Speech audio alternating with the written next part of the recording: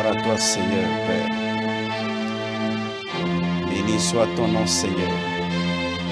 Honneur, magnificence à ton nom, Seigneur. Sois loué, sois élevé, sois glorifié, sois exalté, Seigneur. Je bénis le nom de l'Éternel pour la vie de tous les frères et de toutes les sœurs qui nous suivent en ce moment. Je glorifie le Seigneur pour votre vie. Je demande que le ciel vous visite en ce moment. Je demande que la présence de l'Éternel soit votre force. Je demande à l'Éternel Dieu des armées de se révéler particulièrement à chacun. Merci Seigneur Père pour tout ce que tu fais. Merci pour tout ce que tu feras encore davantage. Merci Éternel Dieu des armées de ce que tu nous permets encore en ce moment de nous réunir à tes pieds pour recevoir de toi les paroles de vie. Que toute la gloire et l'honneur reviennent à toi et à toi seul. C'est au nom de Jésus que j'ai prié. Amen. Bonjour chers frères et sœurs dans le Seigneur. Que la grâce de l'Éternel demeure sur chacun. Alors, nous voilà encore autour de la parole de Dieu. Je ne sais pas à quel moment tu nous reçois, mais je crois que la parole de Dieu te fera du bien. Alors pour cette rubrique que nous commençons avec ce nouveau thème intitulé « Nous n'ignorons pas ces desseins ». Et toi particulièrement, qui me suis à l'instant maintenant, je te dis, n'ignore pas ces desseins. N'ignore pas les desseins, n'ignore pas l'intention, n'ignore pas le but de Satan. Et l'ignorance est la mère de la destruction. Et c'est pour cette rubrique particulièrement, nous allons parler des desseins, de l'intention cachée, de la pensée, de la cible que vise Satan dans la vie des croyants. C'est de ça qu'il s'agira.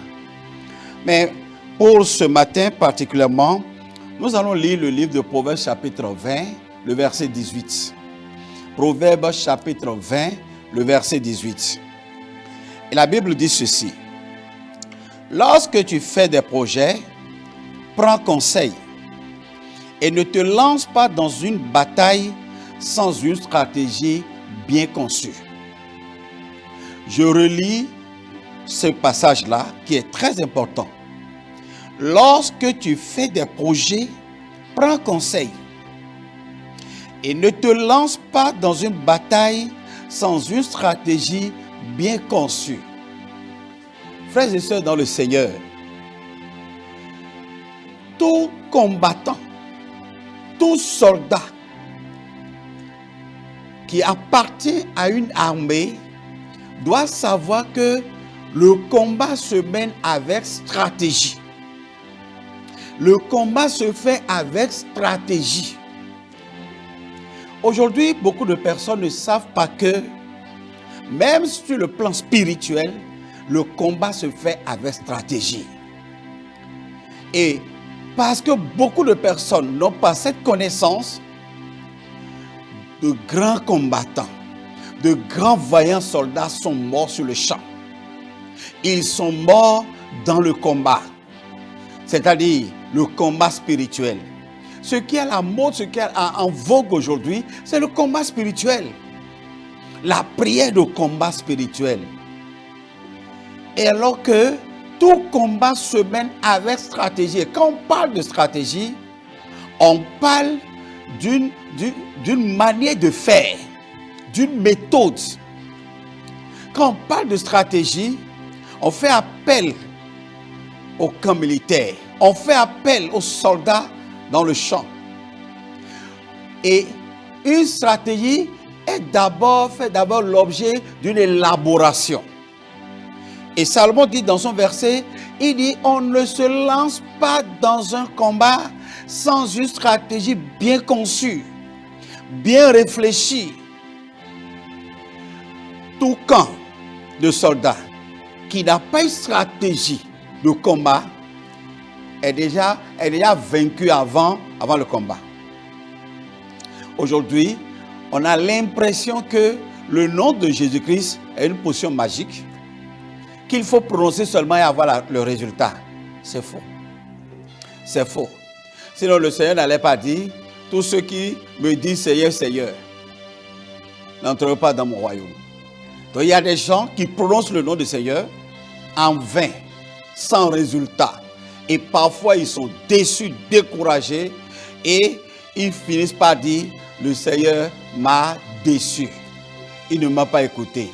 C'est parce que vous faites le combat comme des hommes de rang. Vous êtes des cobayes. Vous n'avez aucune stratégie de guerre, aucune stratégie de combat. Alors que celui que vous combattez, c'est un fin stratège. La Bible même va dire que c'est un rusé, c'est un malin. Quand on dit que quelqu'un est malin, quand on dit que quelqu'un est rusé, c'est parce que la personne est intelligente. Il réfléchit beaucoup. Il étudie l'adversaire. Il étudie les forces et les faiblesses de l'adversaire. Il sait comment attaquer l'adversaire pour l'avoir. Beaucoup de chrétiens se font avoir tout simplement parce qu'ils n'ont pas de stratégie de combat. Ou soit d'autres personnes, ils combattent quand ils sont en difficulté. Moi, je ne vois pas un camp de soldats qui ne se prépare pas avant le combat. Quand vous attendez le combat, quand vous attendez d'être d'abord agressé avant de vouloir maintenant vous entraîner, je crois que vous êtes déjà mort. C'est quand un frère, c'est quand une soeur a des difficultés qu'il programme des jeûnes, qu'il programme des veillées, qu'il se lance dans la prière intermittente. Il prie tout le temps. Il est en ce moment un prieur. Mais il n'est pas un combattant, il n'est pas un soldat. Un soldat ne peut pas attendre qu'il soit agressé avant d'apprendre à manipuler son âme. Non. Mais un combattant qui s'entraîne régulièrement finit par adopter une stratégie, finit par adopter une méthodologie de faire. Frères et sœurs dans le Seigneur, il faut qu'on en arrive là. Et c'est de ça qu'il sera question dans cette rubrique. Nous n'ignorons pas les desseins de Satan. Mais beaucoup ignorent ces desseins. Beaucoup ne savent pas ce que Satan est en train de cibler, de viser dans leur vie. Et il s'adonne seulement à des combats vains, combats sans sens, combats nuls, combats vils. Si vous visez la mauvaise cible, vous allez finir vos munitions en l'air, sans résultat, parce que la cible que vous visez n'est pas celle qui est indiquée. Nous allons parler, par la grâce de Dieu, de comment élaborer une stratégie de combat dans les jours à venir. Quand on parle de stratégie, on parle de réflexion. Quand on parle de stratégie, on parle d'une méthode à adopter et qui sera utilisée en son temps. Quand on parle de stratégie, on parle de perfectionnement. Quand on parle de stratégie, ça appartient aux intelligents. Ça n'appartient pas à la masse, mais ça appartient aux intelligents. Je vais dire ceci, que dans le livre de Apocalypse chapitre 17, le verset 6, Apocalypse chapitre 17, le verset 6, ça, je lis quelque chose qui va se réaliser dans la tribulation, mais c'est indispensable pour notre thème. Apocalypse chapitre 17, le verset 6 dit ceci. Je vis qu'elle était ivre de sang de ceux qui appartiennent à Dieu et de ceux qui ont rendu témoignage à Jésus. La bête est ivre de sang de ceux qui appartiennent à Dieu. Comment est-ce que la bête diabolique peut avoir ceux qui appartiennent à Dieu, ceux qui témoignent de Jésus-Christ? Ça, c'est dans la tribulation, effectivement. Mais quelqu'un qui a le nom de Jésus dans la bouche, celui qui a le nom du vainqueur de tous les temps dans la bouche, ne peut plus normalement être vaincu. Ne peut plus être vaincu. Mais s'il est vaincu, c'est parce que l'adversaire, l'ennemi d'en face, a su maîtriser sa stratégie, l'a piégé. C'est ça. Il a été piégé. Il a été surpris désagréablement. C'est ça le problème. Combien de frères, combien de sœurs ne sont pas surpris désagréablement. Ils attendaient autre chose, mais l'ennemi arrive à les piéger et c'est le contraire qu'ils voient dans leur vie. Je prie ce matin pour toi, pour que l'Éternel Dieu Tout-Puissant, au travers de sa parole, éveille tes sens. Essaie d'affûter tes âmes pour que tu ne tombes pas dans le piège du méchant. Et d'ailleurs, la prière stratégique demande de chacun de nous, quand même, de connaître bien le champ de bataille. Dans le livre d'Éphésiens, chapitre 6, au verset 12, Paul a parlé aux Éphésiens pour leur montrer. Il dit que le combat n'est pas charnel. C'est un combat spirituel qui se fait avec des armes spirituelles. Donc, on peut fournir des efforts, on peut couler la sueur sans combattre. On peut jacasser sans combattre. Et de la même manière, on peut faire le combat spirituel, mais sans le brouhaha, sans faire de grand bruit. C'est dans tous les sens. On peut faire beaucoup de bruit sans combattre. Comme on peut ne pas faire de bruit et bien combattre. Quand on parle de prière de combat, généralement, c'est comme si on fait appel au grand bruit. Non. Non. Les grandes batailles se mènent dans le calme et le silence. Dans le calme et la tranquillité. Dans le calme et dans la réflexion profonde. Frères et sœurs dans le Seigneur, je veux dire ce matin, ou à quel moment tu me reçois, que nous allons nous adopter une stratégie pour les grands combats.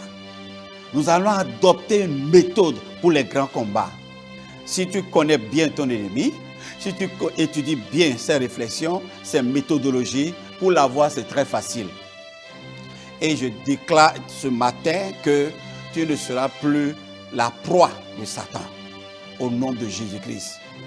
La main de l'Éternel Dieu Tout-Puissant va te révéler toutes les stratégies, mettre à nu les pensées secrètes de Satan, pour que tu puisses véritablement faire un combat ciblé, un combat réfléchi, un combat bien conçu.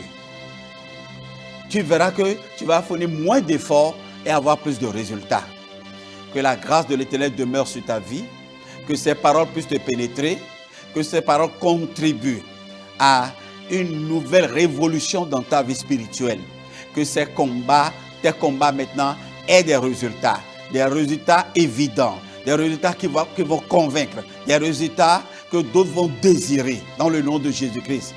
Nous sommes à une nouvelle ère et de nouvelles choses doivent se passer dans ta vie. Et c'est ce que je demande ce matin, que de nouvelles choses commencent dans ta vie, dans le nom puissant de Jésus-Christ. Que là où tu avais chuté, que l'Éternel Dieu Tout-Puissant vienne à ton secours au travers de ces instructions, que tu tiennes bon et que tu puisses avoir ces choses et les transcender, les dominer, les contrôler maintenant dans le nom de Jésus-Christ. Que l'honneur et la gloire reviennent au Seigneur qui fait ces choses dans la vie de chacun de nous. Merci Seigneur Papa Père, parce que tu as fait de nous des vainqueurs et nous le sommes et nous le demeurerons. Dans le nom puissant de Jésus, j'ai prié. Amen.